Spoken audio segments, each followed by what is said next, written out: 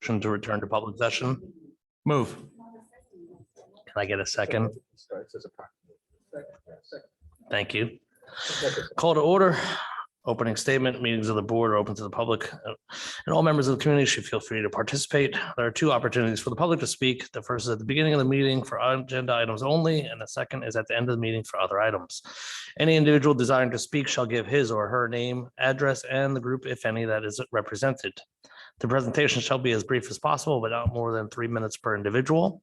There are certain matters that may be brought before the board that cannot be immediately addressed in public. Such matters may be referred by the president to a board committee and or to the superintendent for consideration and or resolution. The board vests in its president or other presiding officer authority to terminate the remarks of any individual if he or she deems it in the best interest of those present to do so. Roll call. Mr. Reddy. Here. Mr. Wall. Here. Mrs. Briamonte. Here. Mrs. Zhang. Here.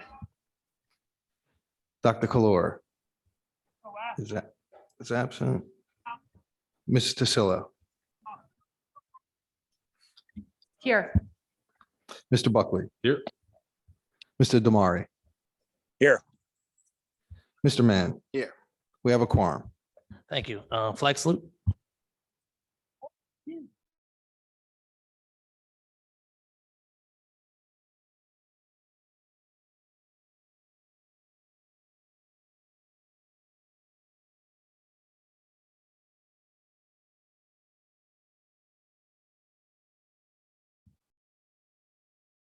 Thank you, everyone, for coming. Tonight's pretty much the budget meeting night. So the only presentation we have is the public hearing on the 2023-24 school budget. Dr. Cascone and Mr. Patrizio, if you guys want to take it from here. Thank you, Mr. President. Just a very brief introduction. So as President Reddy said, tonight is the public hearing for the budget. The preliminary or not to exceed budget was presented to the board and public on March 15th. Subsequent to that presentation, the budget was submitted to the county office where it was approved by the county executive superintendent and county business administrator. And that leads us here tonight for the final public hearing. And with that, I would turn it over to Mr. Patrizio to review the relevant resolutions. Thank you, Dr. Cascone. So as Dr. Cascone went through the process, it is very structured how the budget process works. We, as has mentioned, and kind of bringing it back to the resolutions that are presented to approve tonight, you can see this is the adoption or the finalization of the budget process. We did present the tentative budget on March 15th. It was submitted to the state via the county office. That is a very detailed review and approval process that goes on with the state. We were pleased that we did have our budget approved on April 20th, which allowed us to move forward and advertise our budget. The budget was advertised on April 28th, leading to our public hearing tonight. The applicable amounts that will be adopted this evening represents a total tax levy to be raised of $61.5 million. The remaining resolutions that were all part of the March 15th approval are there. Again, I'll repeat those. We did have we were approved for an adjustment for increase in healthcare costs of $795,000. We also were approved to utilize bank cap of $750,000. That $750,000 is made up of two items.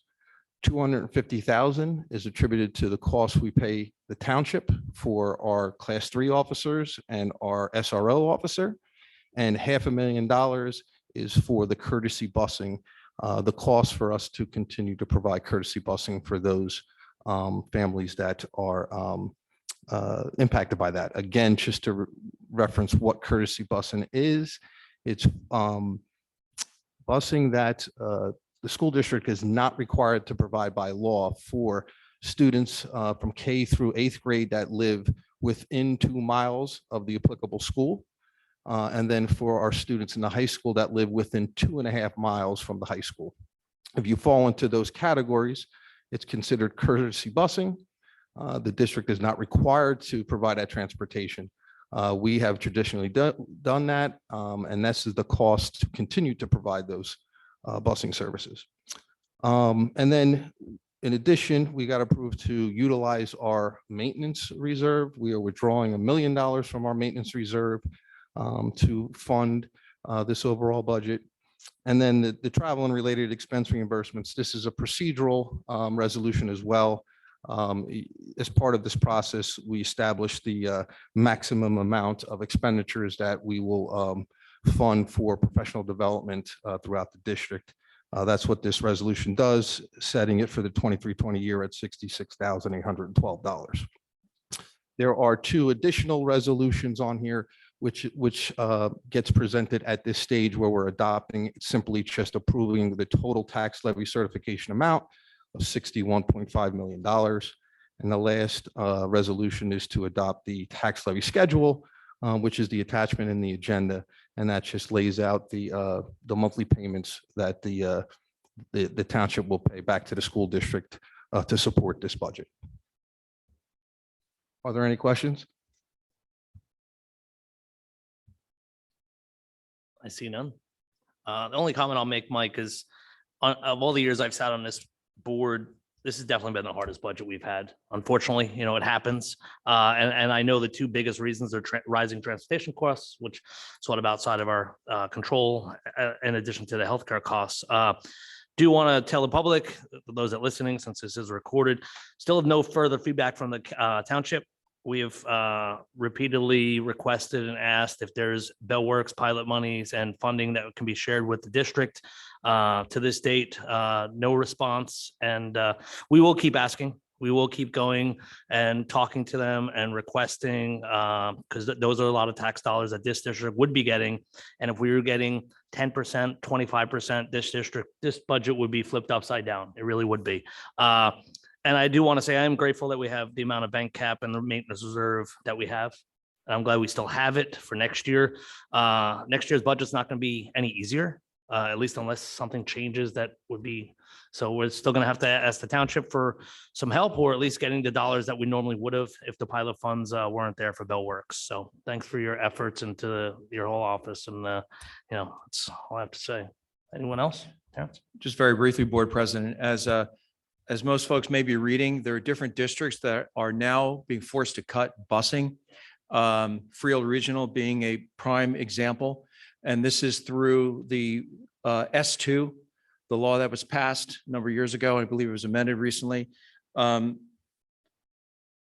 not Holmdel this year, but it wasn't Freehold Regional last year. So sometimes it may be 12 o'clock for one district and we're 12 o'clock next year. You just don't know when it's going to create havoc, financial havoc.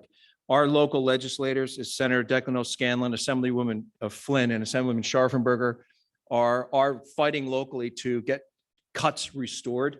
And so it's not a political commentary to ask the state to restore these cuts and the devastation that S2 is placing on districts throughout the area. So I would just like to at least verbalize my thoughts on record. And this also, the Senator Gopal, the danger and the devastation of S2 is real, and to fix it, and not partially fix it, to fix it in whole, and to thank our local legislators for carrying on that fight, because next year we may have a whole different set of circumstances with transportation in Holmdel. I would urge everyone to reach out to your legislators, whether they be they're Republican or Democrat, and urge them to urge Governor Murphy, who our next door neighbor in Middletown, to right this wrong with S2 and the damage it's created from a financial perspective throughout certainly Monmouth County. Thank you. Thank you, Terrence. See no further comments. Again, thank you. Brings us, we have no report of the student or the representative of the board. I do not think we have a report of the superintendent this week, since we had our meeting last week. HIB report, we only have one item to vote on, no committee reports. Any questions or comments from the public on action items only? Good, don't see any. And so tonight, action items, we got items 1 through 8. If there's any items that any board members want to pull, please speak up now. See none. Okay, so can we get a resolution, items 1 through 8? Move. Uh, Second. Any conversation, discussion? If not, roll call, Mike?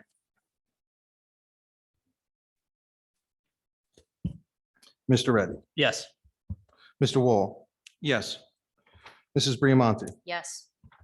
Mrs. Zhang, Yes. Mrs. Tasillo, Yes. Mr. Buckley, Yes. Mr. Damari, yes, Mr. Mann. Yes. Motion passes. Thank you. There's any old business or new business from last week, if anyone wants to bring up? If not, we'll hold it for a couple weeks. One brief item, Yeah. Board President, on what would be potential new business, just to clarify with the business administrator, the cycle for the Holmdel municipal budget is different than our cycle.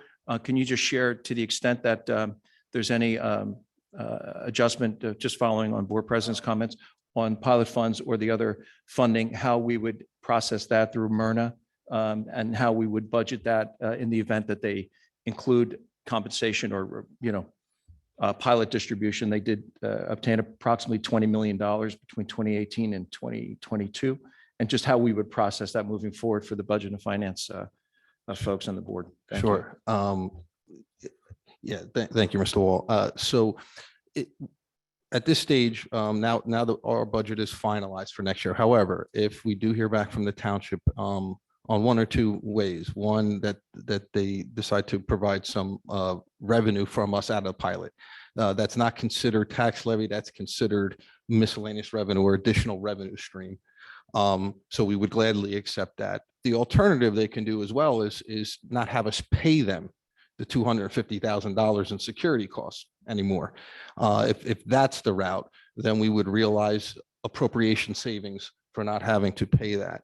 So in either scenario, we would certainly utilize either the additional revenue or the appropriation savings as exactly that, additional revenue or savings, and that will be part of what we'll utilize to fund our 24-25 budget, because we traditionally utilize funds that we generate out of our current year budget to fund future budgets. This year, the budget that was just approved, we were funding the 23-24 budget with $1.15 million of fund balance. And what that means is that's fund balance that we generate out of our current year. So we would utilize that if we did get that favorable news, we would utilize that to work towards funding our future year's budget with that. Thank you, Mike. Questions or comments from the public? See none. We do not have to go into executive session tonight, so we're basically done. If we get a motion to close. Got a second? Show of hands. Good. We're done. Thank you for coming, everyone.